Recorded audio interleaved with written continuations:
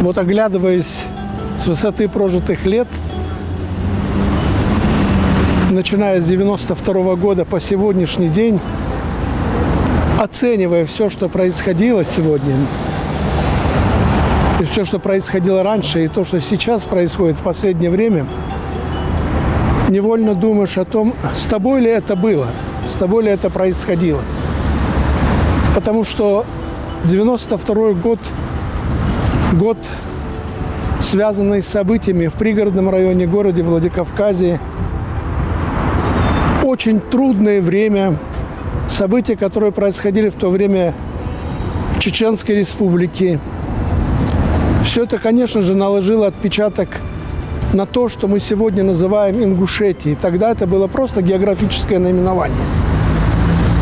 И очень сложная, очень трудная обстановка, которая тогда сложилась, была связана именно с теми событиями, которые происходили и на востоке, и на западе вот этого географического района, который сегодня называется Республика Ингушетия. Но, несмотря на это, во исполнение того самого закона об образовании Ингушской республики в составе Российской Федерации, мы превратили этот географический район в один из субъектов Российской Федерации. И это было, наверное, это было историческое явление. Является и оценивается как историческое явление, потому что это была мечта миллионов наших поколений, ушедших, живущих, которые мечтали о своей государственности, о своей республике. С 1993 года я находился на государственной службе, занимал различные должности.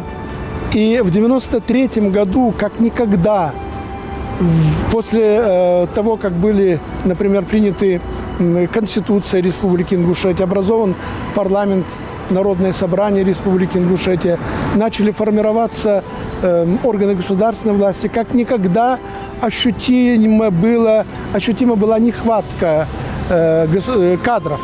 Кадровый голод, в принципе, был. И вот этот голод восполнялся или удовлетворялся, этот голод тем, что мы брали прямо с улицы, можно сказать, людей, но людей с оценкой их деятельности на различных этапах работы.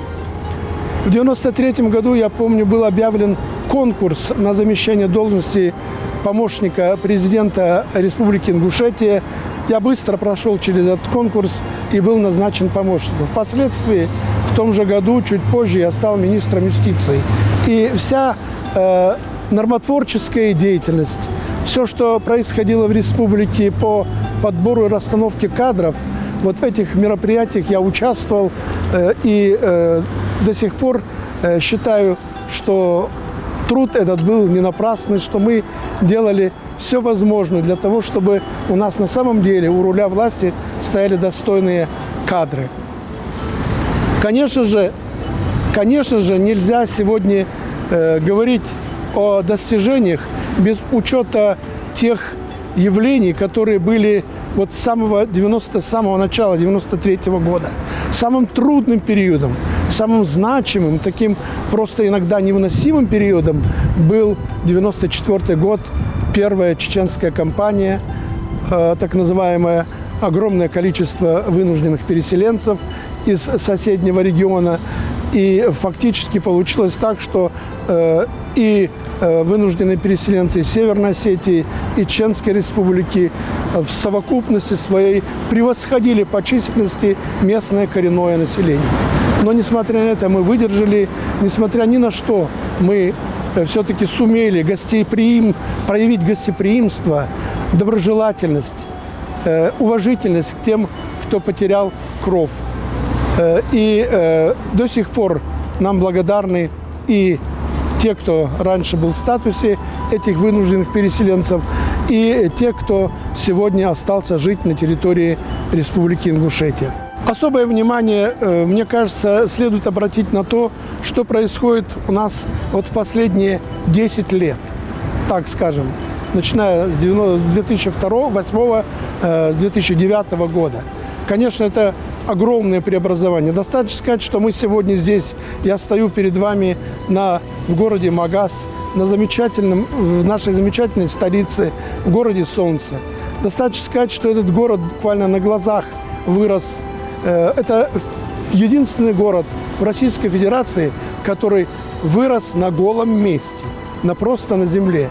И это свидетельствует о том, что мы, ингуши, жители республики, способны строить, созидать. И очень важное значение в этом, конечно же, имеет обеспечение общественной безопасности. Самое главное – оценивать то, что мы делаем сегодня, и гордиться тем, что мы делаем. Мы с вами одна единая семья. В этой семье самое главное – это созидание. Пусть так оно будет всегда. Ингушетия была, есть и будет на века.